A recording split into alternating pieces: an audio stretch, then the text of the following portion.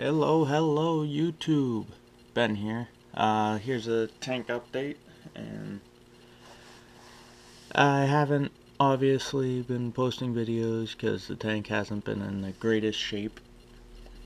But it's a new year, new goals, getting back on track of the purpose of why I'm reef keeping.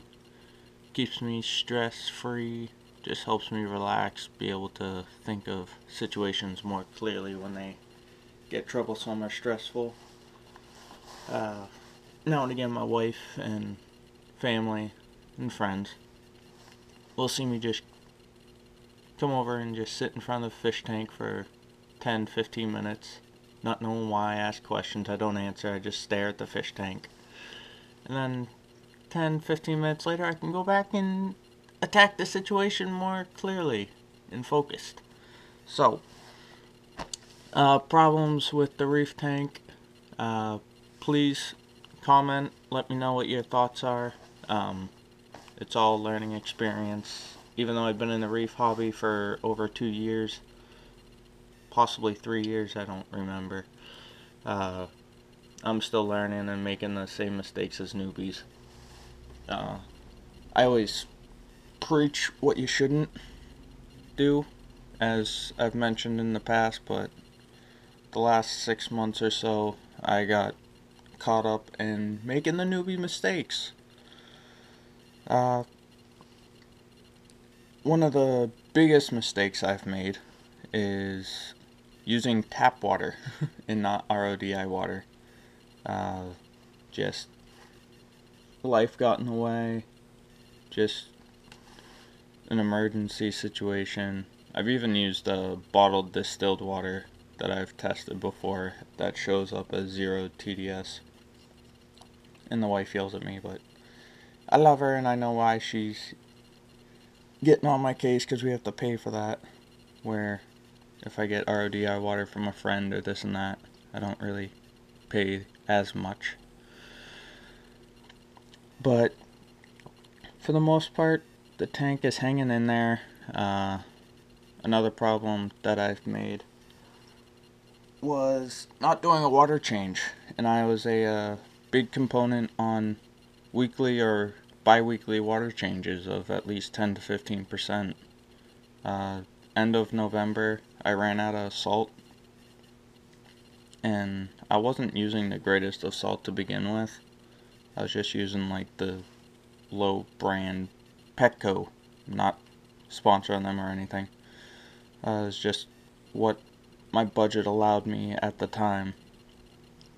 About middle of January, actually, I just finally picked up a really high-end sea salt, Red Sea Coral Pro Salt. The living reef in every harvested grain. There we go. And within my first water change, I noticed a huge difference. As you can see by my toadstool right here, things are still bouncing back, but extremely slowly. Just like the saying from another YouTuber that I don't remember who it was that mentioned it. Maybe it was New York Stilo, Wesley Forbes, Jay Bliss, I don't remember. But nothing good happens fast in a reef aquarium. Only bad things happen fast. Good things happen excruciatingly slowly. Weeks, months, years.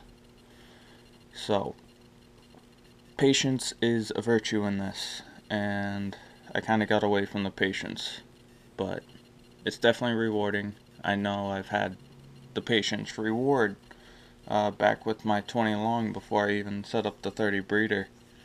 That was probably my most successful tank, and I miss it dearly, but I'm trying to get back on track for that for the new year. You can see that my candy cane there is actually doing quite well. I believe it's because of the dirtier water. Yeah, so here's the tank. I've kind of fell back on the maintenance side. Another problem I don't have my test kits anymore after moving like 3 times in a year and a half, 2 years. Bits and pieces got lost in the move, and after this last move I can't seem to, I haven't found them whatsoever, so I don't know if they just got left behind somewhere and thrown out, or who knows what. But another thing about moving, I'm moving in less than a month, I'm moving at the end of this month, so in another 2 weeks or so, 2.5 weeks, I'll be moving again. So I'll hopefully be able to upgrade to a 20. I'm not going to have a sump, I'm just going to have my substrate, my live rock, and a filter and a circulation pump or two. Looking at the WP10 by Giabo or something like that. Wesley Forbes again. He has one on his tank. It's like $70 or $80. Not bad at all for a controllable pump. Looks very similar to the Tunzi. I know that there's copyright issues somewhere going on, but I am hopefully going to be having that by the end of the summer in the tank. I like the rain and flow. Right now I just have the return pump and a Coralia 250 or 450. 450. So it's the older style, it's not the Evolution ones.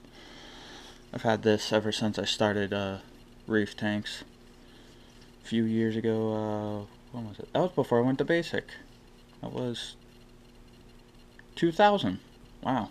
And I'm now 24. Wow, 2000. And 4 years I've been in the fish tank. So about 2.5 years. That's 21. Wow, okay, 3 years. 3 years I've been doing this. About right now. Man, time flies. Okay. But trying to change my style on videos. Let me know what you guys think and how the tank is coming and what I can do to bounce my tank back. Some tips that I might have forgotten about. My corals, for the most part, have declined. My zoes have even been slowly going away and dying on me. Corals that haven't been are my 3 LPS. My hammer is doing well. My candy cane is splitting like crazy. This was only 2 heads, it's now going into 6. My macro musa down here in the bottom that I don't think you can really tell, that is just loving this tank. I have full polyp extension right now. It's super puffy. When I first got it, it was probably 3/4 of the frag and the frag plug, and now it's overtaken the entire thing, and it's just looking awesome in the last month. I have a couple other corals here and there that just are there. They're not growing, they're not dying, they're just hanging in just for color right now. But yeah, right now my toadstool there, it's not looking hot. It was doing fairly well for a while too, but I've just been doing my weekly water changes, trying to get the tank back to where it needs to be, back on routine schedule. The SPS, I only have one in here, as you can see up top. It's kind of bleached out right now. I have another problem. My GU10 LEDs that I boasted so much about in the past, the company that we were buying off of on eBay from China, there's actually a couple of them, but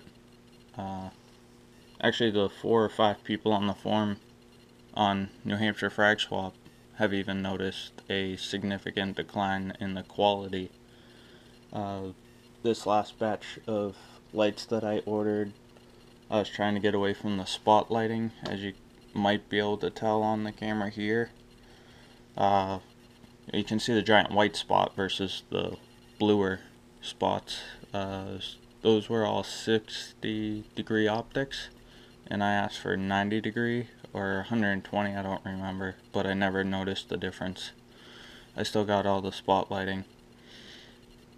And another problem with those lights, they're burning out in 4 months, which they were saying they're supposed to last for so many hours, and it's not even a quarter of that. 4 months, yeah, it's like a tenth or less, a twelfth of the lifespan that they're supposed to have, and they're burning out. The tank currently is down 4 out of 12 lights, so I'm down a third of my lighting for the tank, which is another reason for the decline. But I'm gonna be switching over to some new LEDs next month, when I also take this tank down, sort of, hopefully, and then set up a 20 long or a 20 high, probably a 20 high. I'm starting to like this more deeper look. But I'll post in the comments, or in the description below, the link to the form and the discussion of what lights I'm getting. I have it pulled up right here next to us. Mostly with the lights, what I'm looking for is sort of like Wesley Forbes. I want a full spectrum. I don't want like the blue sort of ocean look. Like, yes, that's nice, but it's just not what I'm looking for. I like the more of a daytime, like if you were to go scuba diving or something like that. I want it to be able to be bright with still your colors. So a couple of options that I'm looking at is Reef Radiance, which Wesley Forbes brought to my attention. Looking at the Reef Radiance DM 132E, which is about $160. And then on top of that, I'm looking at the Reef Radiance Coral Pro, which is about 160 to 180. A new light that a couple of people on the forum even have is aliexpress. They're around 150 as well. Dimmable, which is another component that I am looking for. This one I don't believe has the full spectrum. Oh no, it does. Okay, yeah, it does have the full spectrum. 120 watts. It's $132. Let's see, where is it at? Yeah, 120 watts. 2 plugs, 2 switches, 2 dimmers. 2-year warranty. It's good up to like a 40 breeder size tank for that blueprint and depth. If you have a 3-foot tank, it will cover that with very minimal shadowing. So I'd say a good 30 inches or so it can cover. And then another one that I was looking at, which I'm actually probably just gonna turn away from, is an eBay one. It's from China. They're saying it's 120 watts but only rated for a 20-gallon tank. It just isn't adding up for the money. The AliExpress one is very similar to it and probably much more compatible, obviously. And then there's one other one on Amazon that I found that I'm looking at. It's $170, normally nearly $300. So it's dimmable, 120 watt as well. Another person posted on here shortly after that, another one by Amazon. Let's see what it is. They said that they have it for a little while. It's USA Orbit Marine Aquarium LED lights, 18 to 24 inch with a controller. If any of you out there know about that, if you can please give me some more insight. I just want to hear you guys' reviews before I make my final decision on the different components. If you check out the thread that I'm going to post in the description below. Just let me know your inputs on the pros and cons about these different LED lights. So, and this orange clown, has anyone else had a problem with orange Ocellaris clowns being outrageously aggressive like a tomato clown or a maroon clown? Anytime I have my hand in the tank, he bites me and draws blood somehow for his size. But my black one there, he just hangs out, doesn't mind me, just goes a separate way. But the orange one has actually tried to jump out of the water to bite me with my hand over the tank, not even in the water. So please leave comments, suggestions, likes, dislikes. Let me know what you think. Alright, bye.